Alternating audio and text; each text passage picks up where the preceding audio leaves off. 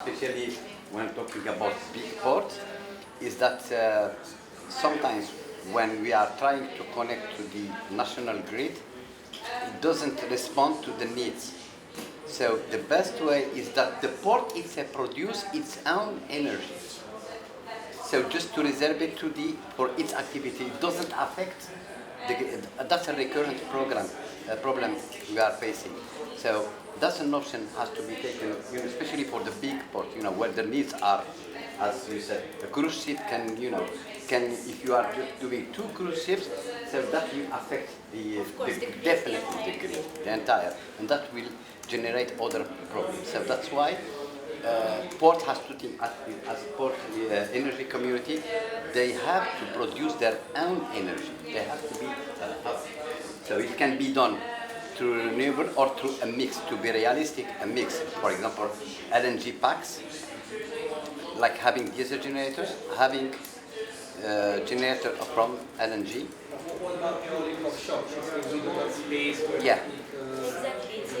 So, as you were talking about balancing all the time, you have to balance. Depends on your configuration, the post in the land. If you have in the land, if you have space, a lot of things has to be. So one port doesn't, which is good for one port, doesn't mean it is good for the next port. Each port has its own specific needs. Has to be. It doesn't have to. The idea may be general, but when it comes to application, it has to be adapted to the needs, I think. But I think there's definitely hope, because I remember the issue of feasibility and of the feasibility of onshore power supply in Malta started when? 2010, I think it was. 2010, so Now 13 years ago. That was the first time that they started. And now it's actually a reality. I mean, the infrastructure is actually being built. So took 13 years kind of, and obviously the policy changed in the meantime. Malta is a maritime, we're right in the middle of the Mediterranean, but having said that, we're also small.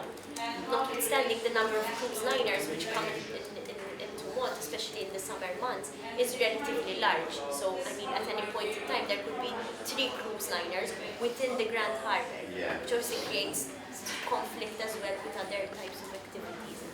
I don't want to put you on the spot, Alexandra, but please, yes. I know, she's shooting with her eyes already. But maybe you can just say a bit, because Transport Malta does a lot of work as well, and you're representing obviously the register side, which is obviously catering for a lot of vessels. So, but maybe some of the projects or project ideas that you have. What we would like to do is to study more. I'm going to start with the simple one because I know how to explain it better. So Malta has a lot of small vessels. There's ferries, there's fishing, there's a lot. And we would like to start a process where we encourage these vessels to renew, retrofit.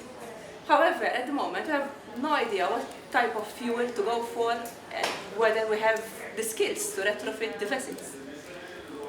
Which is, skills is everything. And we can issue schemes, we can issue money, but no one will take them because there's nowhere to take your vessel to retrofit.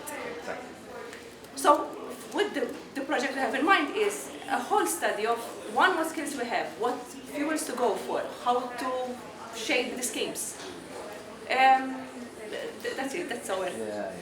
Obviously, we need to do the same thing for the bigger ships, but the small vessels, I can explain it better, that's why I focused on that one. It is an important issue.